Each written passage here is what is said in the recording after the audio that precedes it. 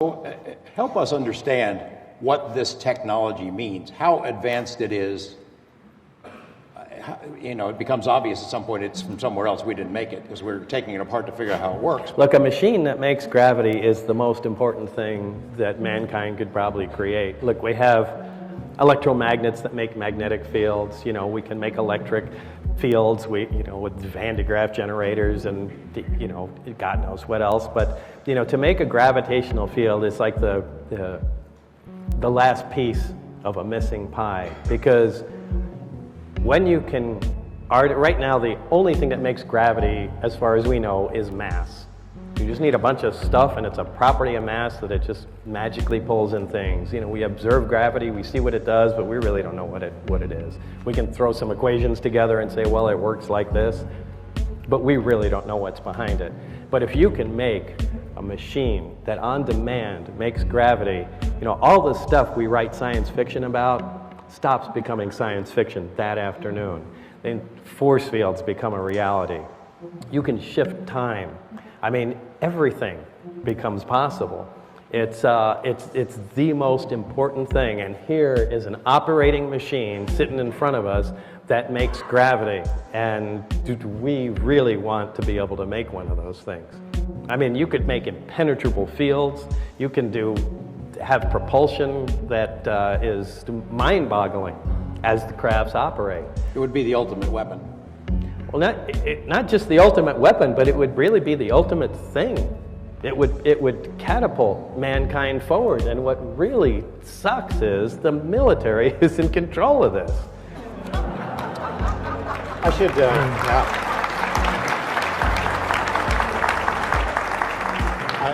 I neglected to mention this during my presentation, but Bob and I have talked about it before. A guy named Ben Ridge, who Jim Goodall knows and interviewed several times. Ben Ridge was the head of the Skunk Works, which they operated things at Groom Lake, and had been there. They developed the U-2 and SR-71 and Stealth. If anybody would know about advanced technology, it's him and Kelly Johnson. So a lot of people have speculated whether Ben Ridge and those guys had incorporated alien technology into some of the advanced airframes that we've got. And I even had a chance to ask him on the day that the Stealth was unveiled out there at Nellis whether any alien stuff was in there. He said no. But other people have talked to him. Jan Harzan, who's here from MUFON, heard a speech that Ben Ridge gave at UCLA in which he basically said, we now have the technology to take ET home. We had the calculations slightly wrong, but we can do anything you can imagine. We can travel to the stars. But, he said, the technology is locked up in black budgets and black programs and will never see the light of day. What do you think about that? Well, it's sort of like the same thing you're saying. Yeah, that sounds exactly like what I'm saying. You know, I hope that's not the case, but I mean, how do you pry it out of there? It really, there should be a lot more people working on this.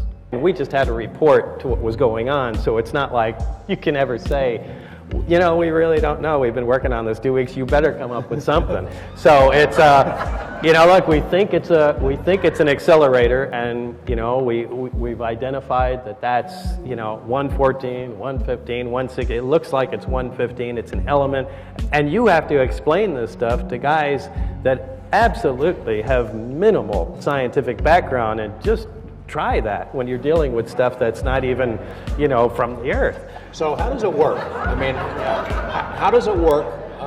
What you learn, you get a piece of it, a triangle. It's in, and how does it function? Really, you just put the. I wish I had that model that.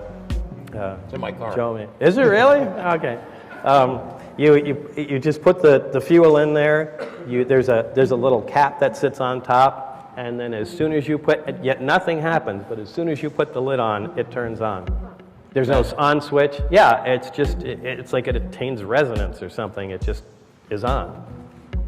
Which makes you wonder, how does it work in the craft? Because no one's taken the lid off, because in the craft, it sits on the ground and there's a conduit that sits over it and goes to the top of the craft. So, but it's not clear how anything works in the craft. And it generates gravity. Oh yeah, yeah. It generates its own artificial gravitational field, and that lifts the craft off the ground. We've had conversations in private about how this accounts for some UFO cases. I mean, it in effect achieves invisibility in a sense. You could be saying right now. Oh, yeah, absolutely. Yeah, because light, it will bend it around there. And sorry, I didn't leave that. I left out that pretty important observation. When the craft was up, I mean, you could walk underneath and look straight up and you can't see the craft until you step to the side and it becomes visible again. It's quite amazing, you know. So it bends light, just like, you know, you could see on a hot roadway in the summertime how heat would affect that coming off of, you know, but here you're in a much more controlled situation, and the shape of the gravitational field, the artificial field around the craft, if you look at that and then we're able to stand at different vantage points, you can just look around it. Now, this isn't something new. We know this from, you know, looking at faraway stars.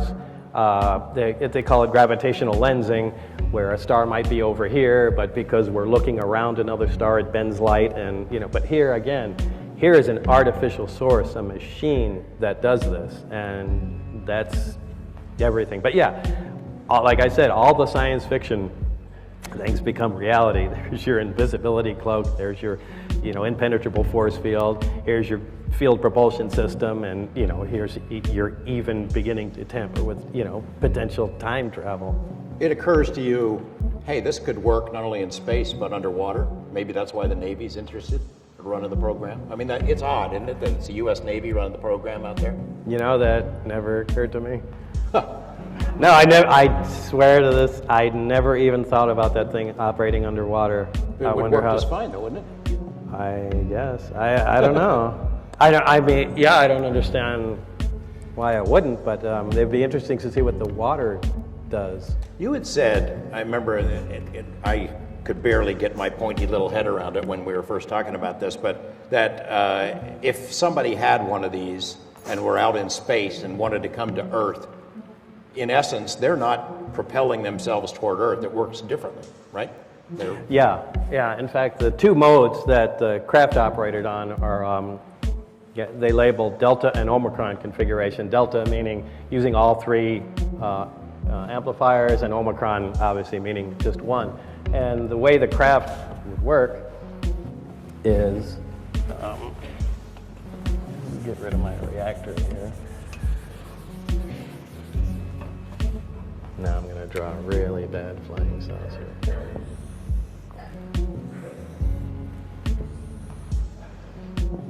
All right, so normally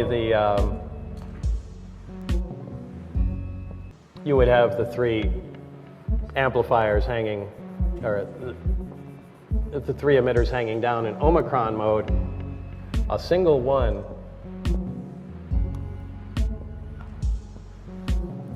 would swing sideways, and you would have the other two sitting like that. Now, what happens is the two that are facing straight down essentially act like a pedestal where they just keep the craft steady. The one swung out to the side creates a gravitational distortion off the edge, and these in Omicron configuration, these things really fly unstable. They do not look like any sort of high-tech technology. To give you an example, if you put a bowling ball in the middle of your bed and 2 feet away you take your fist and you push it down, the bowling ball rolls towards it. And that's exactly how the craft operates. It focuses the single emitter and creates a gravity distortion, essentially a divot in space-time, and the craft rolls forward, you know, in the distortion. So that's basically how the thing moves around. So, and this is opposed to our conventional propulsion, whether you're using, you know, a jet, a rocket, a propeller. We always take something and accelerate it out the back using the action-reaction principle, and, you know, push forward. And these guys are doing it exactly opposite. They're creating a distortion in front and, you know, sucking towards it.